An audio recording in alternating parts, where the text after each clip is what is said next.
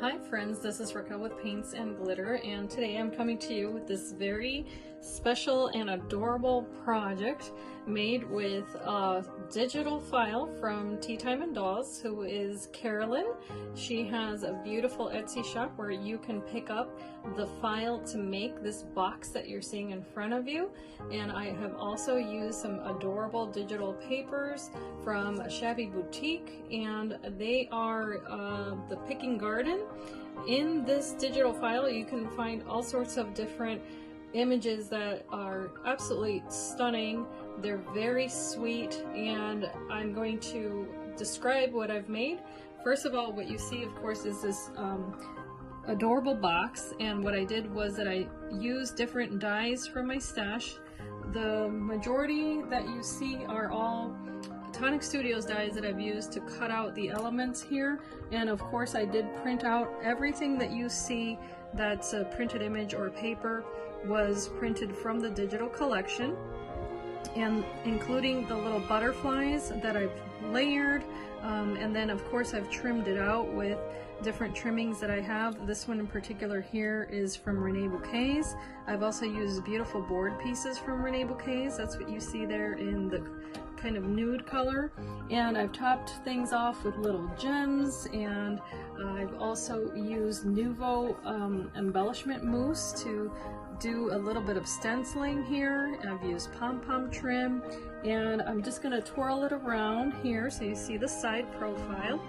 This is a beautiful way to present a gift, and that's what I've used this for. This box measures, by the way, when it's all said and done, just under 10.5 inches tall, and I'll discuss that a little bit further. But here's you're seeing the beautiful board piece that I decided to put on the side here.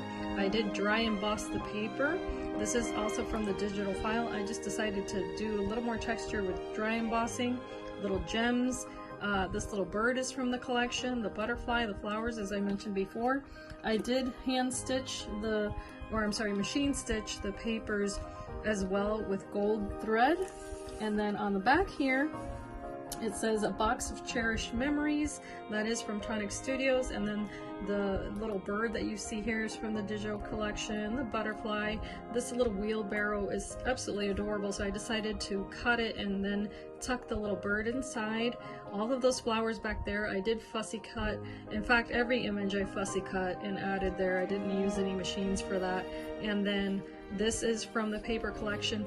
However, I wanted to mention that these background pages are from a previous collection from her shop, so those are not the current ones. All of the elements of ephemera are. And then here you see some cabbage rose ribbon that I used here. And here's the other side, yet another little bird. You can tell I did make these dimensional, by the way. I popped them up, and so there's foam adhesive behind there. There's another cabbage rose. This gorgeous paper is also from one of the previous collections. I believe they may have been from April. I can't recall now. And then back to the front here. So if you're wondering what width this is, and I'm going to get that out of the way really quickly. This is 6.5 inches wide, and I did mention the height already, and then the depth, and what am I forgetting? No, I did the height.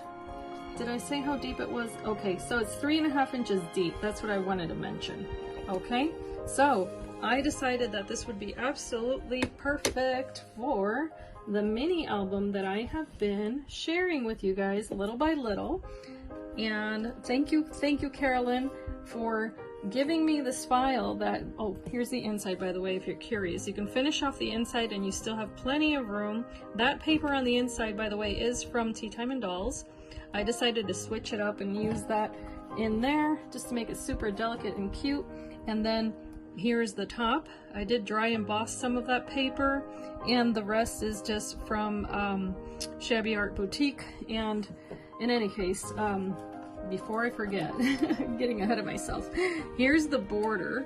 So you can decorate that outside border underneath this eave. I just decided to put that trim there so it kind of covers it up, but that's, you know, how it comes together. Super easy. Carolyn does have a tutorial on how to assemble the actual box, okay? And then I have a multi-step tutorial showing you how I made this adorable little mini album. This is what's of course going to be presented inside of the box. And as you can see here, there's a watering can and the little butterfly. These little flowers clusters I did make myself with dies from my stash, but the little garden stake there and all of the leaves, butterflies, all of the ephemera is from the Picking Garden collection. I did use 2 different types of trim here on the edges, pom-pom trim, and then on the spine I use these gorgeous butterflies from Rene Bouquets. The back is very simple. This is my favorite paper from that paper collection. I just thought it was so sweet. And then this is also trim from Rene Bouquets. I have already shown all of the pages of this book, but if you're curious as to how I made each one, you can definitely watch the tutorials. You can learn how it is that I made them. I did give pointers on that, but here's a quick walkthrough. And this way you can see all of the gorgeous papers in this collection and how they work so very well together. I made very simple pages that just mirror each other and just used all of the elements available from the paper collection that I printed on both pearlescent cardstock as well as just regular cardstock, and then I did fussy cut all of it, or I used TonicStudios dies just to give that little extra touch. This just opens up, by the way, and there's another paper from the collection. In each video you're going to find out which die set I used to create these pages, but you're also going to realize how easily they all came together, and this is a little bit stuck there, but I'll have to bear that in mind. Again, the little butterflies are from the digital paper collection, A Picking Garden, and this opens up, so I may as well show you. Both of the pages open up, but I'll show you one since I'm holding this so you can see, and it opens in this direction as well with a little doily there. More images from that collection. I just fell in love with it. I thought it was so very delicate and sweet, and it was perfect for this baby album that I will be gifting to my new niece. I'm super happy and excited to be able to present her with her first little memory book that's handmade. This also opens up here. Very interactive and very sweet, and as you can tell there, I was able to finish that off. But if you have any questions, feel free to reach out to me. I'm happy to respond.